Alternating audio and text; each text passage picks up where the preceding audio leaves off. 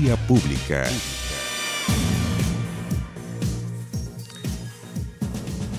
¿Cómo están ustedes? Muy buenas noches, bienvenidos a esta Vía Pública. Poco más de 24 horas duró el paro de camioneros de la región de Magallanes y que alcanzó a causar estragos por el corte de la ruta 9 Norte en Punta Arenas y las largas filas de autos que llegaron a las bombas bencineras a abastecerse por el temor a que el paro se prolongara de manera indefinida. Pero afortunadamente no fue así. En reunión con la intendenta de esa región, María Teresa Castañón, los líderes del movimiento decidieron deponer la movilización ya que sus peticiones fueron atendidas, entre las que se encontraban la construcción de un aparcadero para camiones, además de un funcionario de Sanidad Argentina en el paso fronterizo que une la provincia de Santa Cruz, en ese país, con Magallanes, en Chile. Por su parte, y a raíz del alza en los precios de los combustibles, desde la Confederación Nacional de Transportes de Carga de Chile informaron que mantendrán reuniones consultivas, es decir, alerta. Es bien amenazante ese tono. Bueno, esto en diversas localidades para determinar si es que comienzan o no una movilización. Saben lo importantes que son, saben lo que puede parar el país cuando hay interrupción en las carreteras, por ejemplo, por los camioneros. Hemos sido testigos de eso cuántas veces, ¿no? Tienen conciencia del poder que tienen esos gremios. Bueno, aunque el ministro de Hacienda informó que habrá esta semana una rebaja de los precios en los combustibles. Y el gobierno creará 35 nuevos liceos bicentenarios de educación técnica, todo como parte de la agenda de modernización para el sector técnico profesional, que incluye, entre otras medidas, potenciar las pasantías técnicas fuera de Chile, crear un consejo asesor técnico profesional y expandir la gratuidad en CFTs e institutos profesionales. Y en el norte de nuestro continente, en Centroamérica, bueno, la caravana de migrantes provenientes inicialmente de Honduras, 90% de esa caravana se calcula que son hondureños, sigue su camino rumbo a los Estados Unidos. Ya serían más de 7.200 personas y se han unido ya ciudadanos guatemaltecos y salvadoreños también. El vicepresidente de los Estados Unidos, Mike Pence, aseguró que dentro de los migrantes habría personas provenientes de Medio Oriente y dijo también que la caravana habría sido organizada por grupos hondureños financiados por el gobierno de Maduro. ¿No estará yendo muy lejos el argumento para después actuar de una determinada manera? Bueno, en fin, son conjeturas. Para conversar más sobre este tema estaremos con Cristian Fuentes, analista internacional y académico de la Universidad Central. Vamos a nuestra pantalla porque les vamos a invitar, como siempre, a participar a través de la pregunta que les planteamos a través de nuestro fanpage en Facebook. ¿Crees que la caravana de migrantes logrará su meta de entrar a los Estados Unidos? ¿Sí o no? Ahí está la invitación. Pueden participar. Hacemos nuestra primera pausa y ya regresamos. Transitamos en esta nuestra vía pública.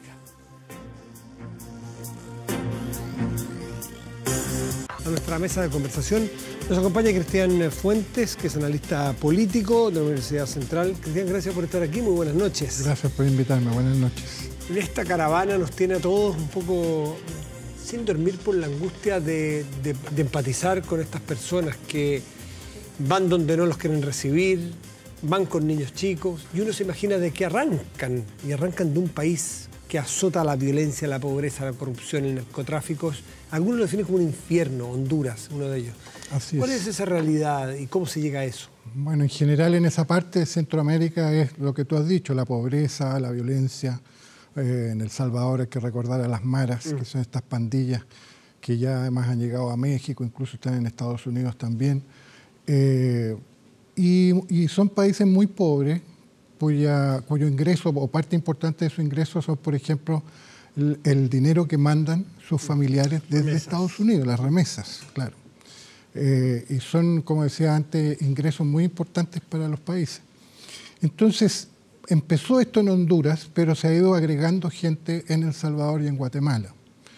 Y han tenido la reacción que hemos visto también por parte de Trump, ¿no? Ahora, ¿cómo se produce este fenómeno allí, en estos países, en esa zona del país particularmente? Porque uno, antes aquí estábamos conversando con los compañeros, uno se recuerda de Haití, lo que muchos llaman un estado fallido, que nunca ha logrado tener instituciones. Pero no es el caso. Aquí hay una degradación de la democracia, una degradación institucional, ¿Por qué se produce eso? Bueno, ¿Cómo llega a Honduras, Guatemala y Salvador a esta situación? En el caso hondureño es más claro eso, porque en El Salvador por lo menos hay instituciones más sólidas y hay mayor estabilidad política. Y han tenido cierto desarrollo económico también, pero muy desigual. En el caso hondureño, recordemos que hubo un presidente que fue echado por un golpe de Estado y después Se llamaba Zelaya. Zelaya, por supuesto. Y el presidente actual que se reeligió con acusaciones de fraude muy serios. El 2014. El 2014. Entonces eso ha producido además un problema político súper complejo. Entonces eso también impulsa a la gente a irse de ese país. Ahora empezaron 1.000 personas. Ya van más de casi 7. 5.000. Más de 7 la última versión, porque también es difícil contarlo. Sí, se ha ido agregando gente, exacto. Yo vi una cifra ahí que decía 5.000 personas, pero debe haber aumentado, por cierto, en los últimos Y días. algunos proyectaban que podía llegar a 14 cuando topen con la barrera de Estados Unidos. Faltan algunos miles de kilómetros en todo caso, y los mexicanos se están moviendo de la mejor manera que puedan, ¿no? Porque también están siendo presionados mucho por Estados Unidos. Y Trump ha dicho que va a llamar al ejército y que no los va a dejar entrar.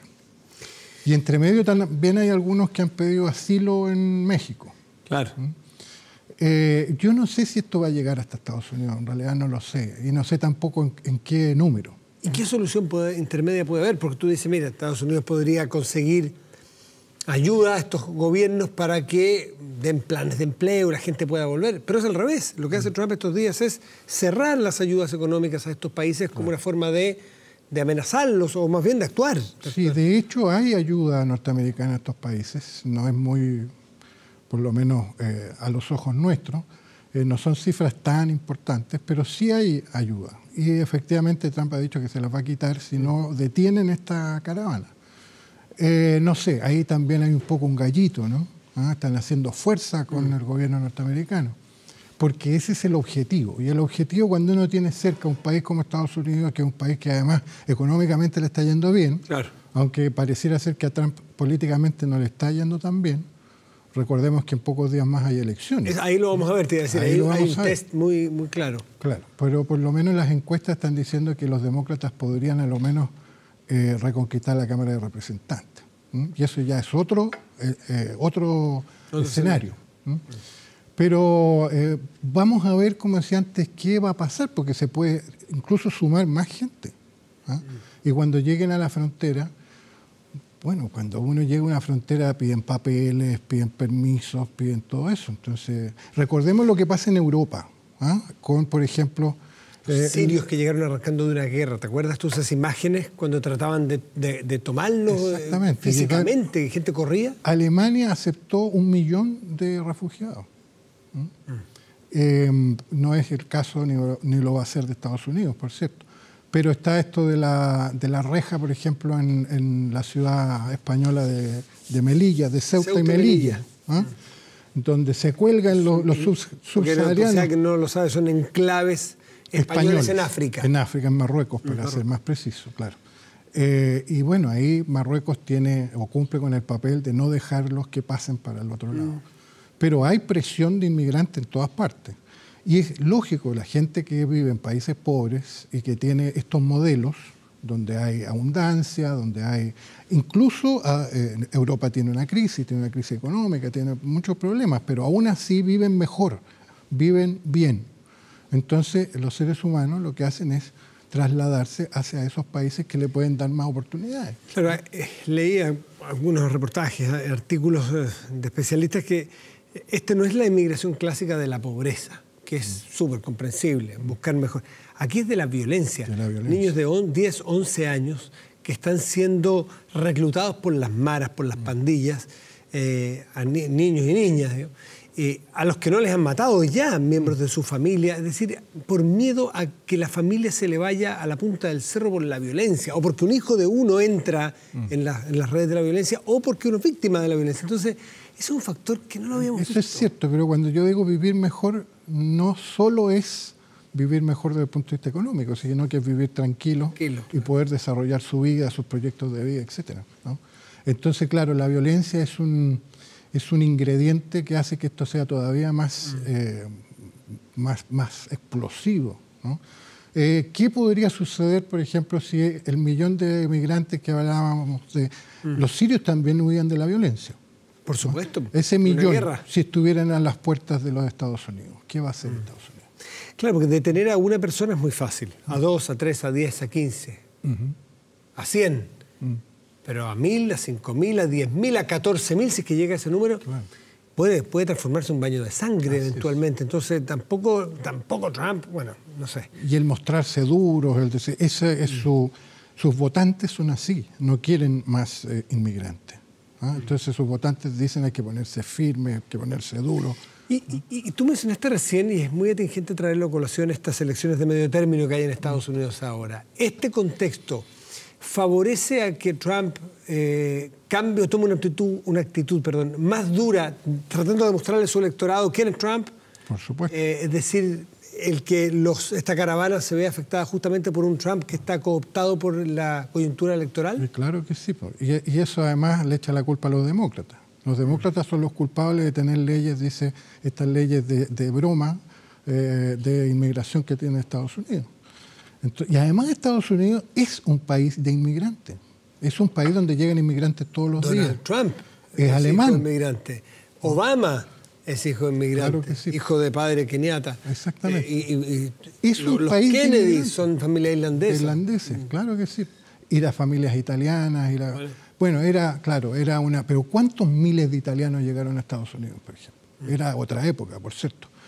Pero hay digamos que el núcleo más duro del trumpismo, por llamarlo de alguna forma, piensa de esa manera. Hay que parar esto porque nos están arrebatando todo, incluido la cultura, yo soy un anglosajón, no soy un hispano, y me están llenando de hispanos, me están llenando de latinoamericanos, esa es otra cosa. Son católicos, yo soy protestante, no sé, etcétera. Sí, claro, cambio de cultura total. Entonces es un choque ahí muy fuerte, donde este tipo de discursos cala muy hondo. Entonces, como hay elecciones, y como decía Trump, ahí arriesga, entre otras cosas, la Cámara de Representantes. Imagínate un Trump con una Cámara de Representantes demócrata. Es otro escenario, es otro Trump. No va a poder hacer todo lo que quiere. Exactamente lo que quiere, por supuesto. Vamos a ver qué pasa en el Senado. Aunque en el Senado las encuestas dicen que van a estar más o menos empatados, ¿no? Pero de todas maneras se le complica mucho la situación. Entonces llama a su electorado más fiel de esta manera. Le echa la culpa a los demócratas y él se pone muy duro. ¿Y México qué papel juega? Un México que además que está viviendo una situación bien particular, que es, no sé cuántos países del mundo... Tiene un presidente electo. Electo, pero hace 3 meses. Sí, es muy larga la transición. Son transiciones hasta diciembre. AMLO, que es Andrés Manuel López Obrador, asume en diciembre. Pero entonces el presidente que está saliente, el que entra todavía no entra. Entonces, ¿qué puede hacer México? Bueno, el antiguo PRI lo que hacía era como un sol que se empezaba a poner y el otro sol que empezaba a nacer. Entonces tenían esa transición era el traspaso, digamos, de un poder a otro. Bueno, pero fueron 71 años de PRI. Fueron 71 años de PRI. Terminó. Claro. Pero le ha quedado eso. Sí, parte del ejercicio, sí. Pero lo que está haciendo México es, yo creo, moviéndose, haciendo un ejercicio de cintura un poco, no reprimir, no ha reprimido, tratar de ver esto con alguna visión un poquito más humanista, digamos, más de quiénes son los que se pueden quedar acá, por ejemplo. Pidan refugio.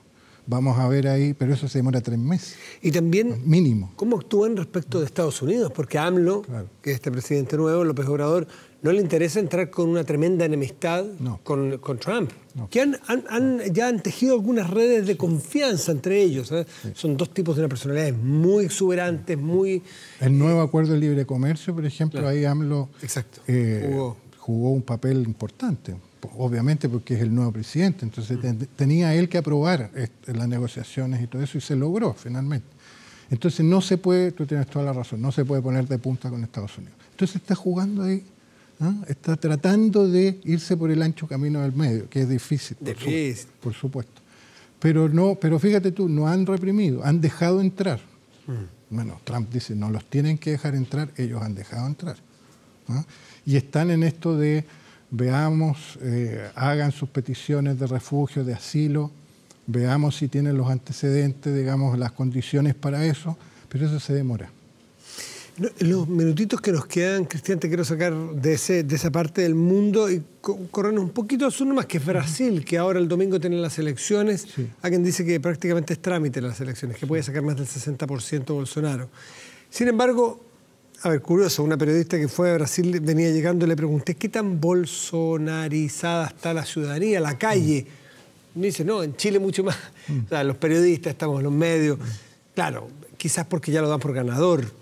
¿Qué puede venir en Brasil? Hemos escuchado, después de la primera vuelta, dichos del propio Bolsonaro, de su entorno familiar, un desprecio total por las organizaciones democráticas, por lo pronto. Qué peligroso. Sí, tiene un discurso muy violento. No sé si tú has escuchado alguna vez a Bolsonaro en acción, y las cosas que dice son un poco para espantarse. Bueno, vamos a ver el viejo dicho chileno que dice otra cosa con guitarra, ¿no? Vamos a ver qué hace desde la presidencia. Hay una discusión ahí en las encuestas, pero todas las encuestas lo están dando ganador. Y por lejos. Lo que pasa es que cuál lejos, ahí es donde hay discusión. Sí, podría no ser tan lejos. Podría no acercarse al 60% y no ser 16 o 18 puntos de diferencia con Haddad, sino con un poco menos. Bueno, de todas maneras va a ganar. Eso pareciera ser que es un consenso encuestológico, si es que existe esa palabra. Se puso a amenazar a Haddad, que la próxima vez que vaya a la cárcel no va a ir de visita solamente, sino que se va a quedar adentro. Exactamente. Entonces un tipo que uno dice, mire, ya va a ganar, moderó porque tiene que empezar a tejer un poco la paz con el PT. Nada. Mete la pata al acelerador mucho más a fondo. Entonces nos recuerda mucho a Trump en ese sentido. Sí, es cierto. Tiene ese estilo. Pero, a ver, por lo que sabemos, va a impulsar un programa económico muy liberal, de liberalizarlo todo y de privatizarlo todo. Ahí también hay que pensar qué significa, por ejemplo, privatizar la petrolera brasilera, Petrobras. Que ha sido un dolor de cabeza de la corrupción, ha sido la caja donde se ha pagado buena parte de la corrupción. Pero acordémonos que Brasil descubrió petróleo en lo que se llama el presal. Y con eso creo que son las segundas o terceras reservas de petróleo del mundo. Una cosa es abrir Petrobras al capital privado y otra cosa es privatizarlo completamente. O sea, entiendo que al capital privado ya está abierto, entiendo, en un porcentaje. En un porcentaje, pero aumentar ese porcentaje. Eso es una cosa. Otra cosa es privatizarlo completo. Con una empresa tan importante, yo creo que va a haber movilización popular en contra. Podríamos encontrarnos, por lo tanto, que si él, digamos, todas sus promesas, a lo menos las trata de llevar a la realidad, nos podemos encontrar con un problema más o menos importante de movilización popular, de rechazo, de protesta, etc. Él dijo de que las ONG las iba a disolver, las iba a expulsar a los que tenía que expulsar. Eso hace que el ambiente sea bastante, digamos, complejo, por decirlo menos, ¿no? Claro, ¿y cómo va a afrontar uno de los problemas que parecen ser que lo tienen en las encuestas como ganador o ganador de la primera vuelta, que es la promesa de terminar con la inseguridad? Es un problema de la violencia enorme en Brasil. Enorme. Vamos a ver cómo lo hacen. Con las armas. Armando a la población. Escuadrones de la muerte, que ya hubo en Brasil. Claro. Esta cosa de ametrallar desde los helicópteros, cuando él dice, vamos donde están los malos, digamos, que son en este caso los narcotraficantes. Están por lo general en las favelas, en los barrios pobres de la ciudad brasilera. Entonces les damos 6 horas para rendirse. Si no se rinden, entran los helicópteros ametrallando desde el cielo. Duterte es ese. Duterte, claro. El presidente filipino. Entonces perfectamente puede haber yo creo que una crisis muy explosiva y muy peligrosa en Brasil. Con lo que significa para el continente y para Chile, por lo pronto, por el peso específico de Brasil. Cristian Fuentes, te agradezco mucho por haber estado esta noche aquí en Vía Pública conversando estos temas que son bastante cercanos a nosotros. Sí, muchas gracias a ti. Que te vaya muy bien. Buenas noches.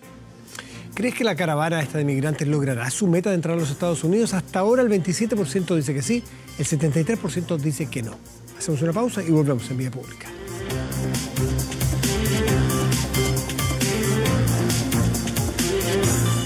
...35 nuevos recintos se sumarán a la red de liceos Bicentenario con un marcado enfoque en la formación técnico-profesional. Se trata de un conjunto de liceos de excelencia que actualmente llegan a 60. La mitad de ellos se ubicó en el 20% superior del CIMSE de segundo medio 2017. Esa es una de las características de los liceos bicentenarios, establecimientos de excelencia que este martes anunciaron su expansión. Hemos abierto la convocatoria al concurso de 35 nuevos liceos bicentenarios para el próximo año, y lo importante, y por eso estamos con el ministro del Trabajo, es que queremos que el sello de estos nuevos liceos sean de educación técnico-profesional. Es decir, a los 60 liceos bicentenarios actuales se sumarán 35 para el sector técnico, uno que ya posee 9 de estos recintos en el país. Cabe recordar que el 40% de los estudiantes de tercero y cuarto medio cursan estudios técnicos profesionales. Hoy día hay muchos jóvenes estudiando en enseñanza básica. Cuando ellos salgan, van a trabajar en pegas que hoy día no conocemos ni existen. Y para eso queremos potenciar la educación técnica profesional. Actualmente hay más de 50.000 estudiantes matriculados en liceos bicentenarios, establecimientos que tuvieron su origen durante el primer periodo del actual gobierno. Ahora, ¿qué ocurre con su selección? Se hace un poco la analogía con lo que puede ser un hospital que solamente reciba a pacientes sanos y por tanto siempre va a tener buenos resultados, no va a haber ningún paciente que se le va a morir. Algo así solía ocurrir con estos liceos bicentenarios que tenían como un fuerte sistema de selección. Por orden de llegada. Sí, por orden de llegada. Los alumnos aquí, los primeros que lleguen, esos son los que ocupan las vacantes, no hay otro mecanismo. Se estima que la tasa de deserción es de un 3%, cifra inferior al promedio de todo el sistema.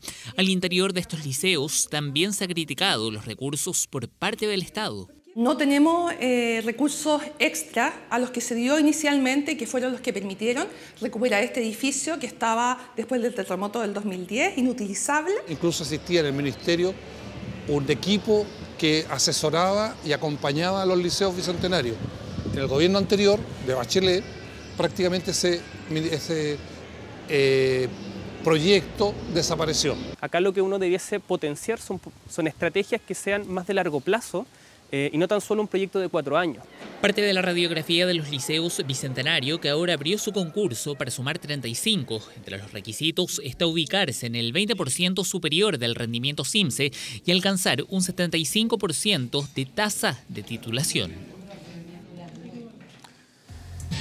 Porque ahí tenemos ya el resultado de la pregunta a la cual los invitamos a participar tempranito. ¿Crees que la caravana de migrantes, esta que es fundamentalmente compuesta por hondureños, logrará su meta de entrar a los Estados Unidos? El 26% cree que sí, el 74% restante cree lo contrario.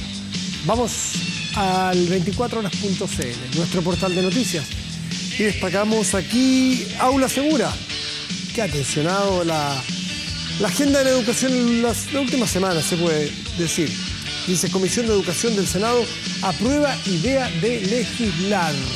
La iniciativa fue aprobada con 2 votos a favor, 1 en contra y 2 abstenciones. Durante esta misma jornada se votarán las indicaciones del proyecto. Es un proyecto de ley con un artículo único, es muy cortito. Ahí está, el detalle lo puede revisar usted en 24horas.cl. Vamos al tiempo, señoras y señores. En Santiago en este momento hay 12,4 grados. Pensé que había un poco más, 12,4. Pero ¿qué ocurrirá mañana y pasado? Lo vemos aquí también. Nublado y nublado, 23 y 23. La única diferencia es que es miércoles y otros jueves, pero parejito los 2 días que vienen. Temperaturas muy agradables, estas de 23 grados, muy agradables aquí en la región metropolitana. Punta Arenas y Calama, región de Magallanes, región de Antofagasta.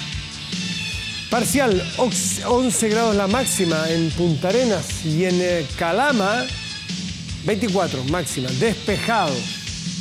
En ese lugar nortino, como el que llaman Cobreloa a los 80. Uno ve Calama y se acuerda de ese Cobreloa mágico. Ya. Charly suena.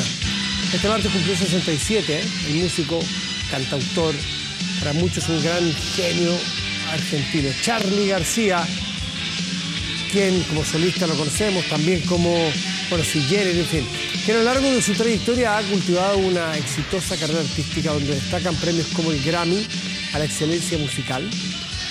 También recibió el platino en el 85 como mejor instrumentista de la historia de Argentina y en 2010 fue nombrado como ciudadano ilustre de la ciudad bonaerense. Con Charly García y su éxito nos siguen pegando abajo. Despedimos el Vía Pública de hoy. Muchas gracias por venir. Chao.